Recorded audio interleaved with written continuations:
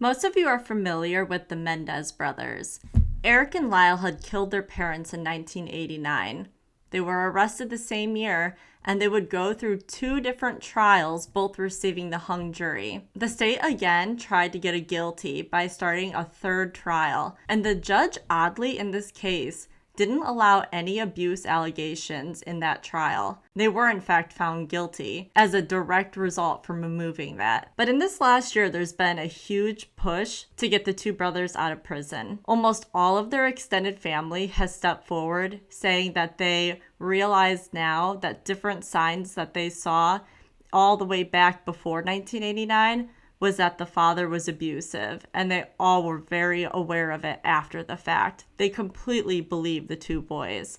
And them, as well as general public, are fighting now to get them released. The big thing with their story is that in today's court system, I don't think they would be found guilty at all. We've definitely come a long way in society, and I think that that abuse allegation would absolutely have remained in because it was very crucial, and it was the reason the boys did what they did. So today we're going to be watching a video on News Nation. One of their classmates went to the same high school and then put herself through law school and is an attorney now, and she's helping trying to get them released from prison.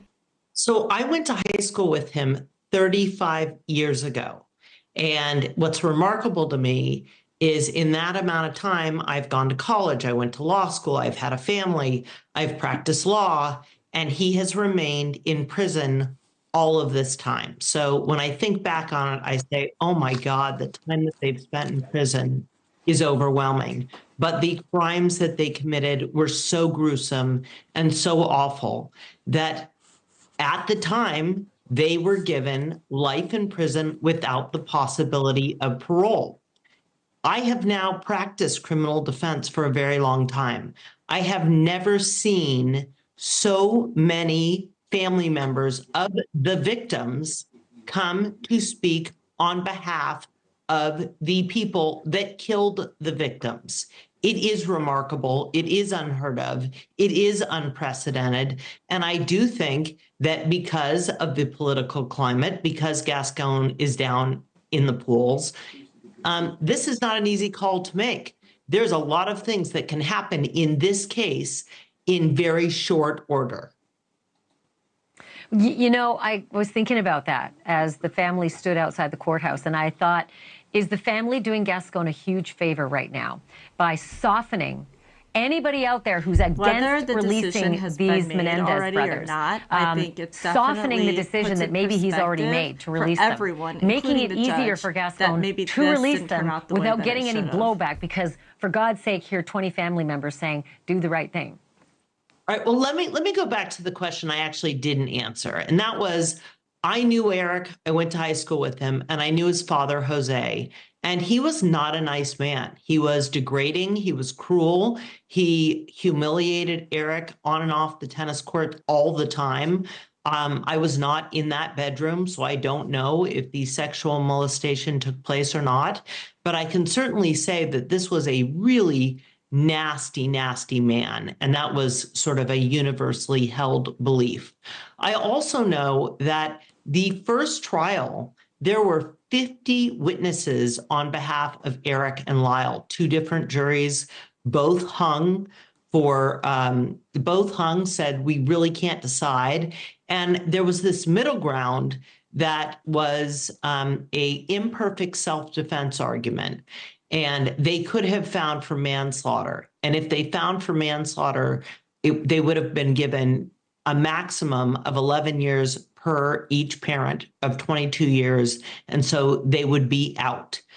The second trial, the judge gutted that defense, did not allow them to present the sexual abuse claims. Times have changed. Do I think more of that evidence would be in now? Yes. Do I think that this letter that has surfaced that preceded the murders, where it does corroborate one of the witnesses that testified at the first trial, is that new evidence? I do believe that that is new evidence. Is it substantial? It's pretty substantial. So there are legal issues here, but is Gascon going to simply say, I want these boys to be resentenced. And there are laws in California where you can go back and resentence people based on whether they have been rehabilitated, whether they are dangerous to the community, whether they were youthful offenders at the time, did they suffer childhood trauma, physical, emotional, sexual. So there are things. Is that Marcy's Law? Because let me jump in only for a moment, because there are two tracks Mark Garagos keeps talking about, and he's their lawyer now. The track number one is the resentencing, where under the law, these guys are now considered victims under Marcy's Law, and they can consider readjusting the length of that sentence, and then that's done.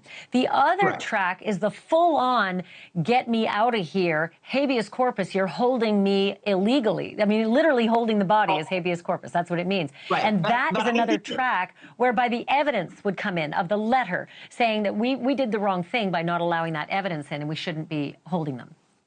Right. And I don't think that Mark Garagos is probably going to win on that issue, on the habeas corpus issue, because it's ultimately up to the judge. It's not up to the district attorney's office. And will these boys be retried with new evidence reintroduced? I think it's more likely that Gascon will recommend a resentencing, where he says that given the rehabilitation, given this new evidence, given all of the statements that were given today through Marcy's Law, where, remember, all of these people are considered victims. These are the nieces, the nephews, the sisters of the man and the woman who were slaughtered by their children, and they are saying, let them out. Yeah, so I agree with her. I think that the judge is going to go the route of a resentencing. However, I think it's going to be a resentencing that they did their time and he's going to let them out. I wouldn't be surprised if they're released in the next few months before the year ends. And until then, his family plans on keep showing up and talking about them just to continue to grow awareness and maybe get more people to help with their cause.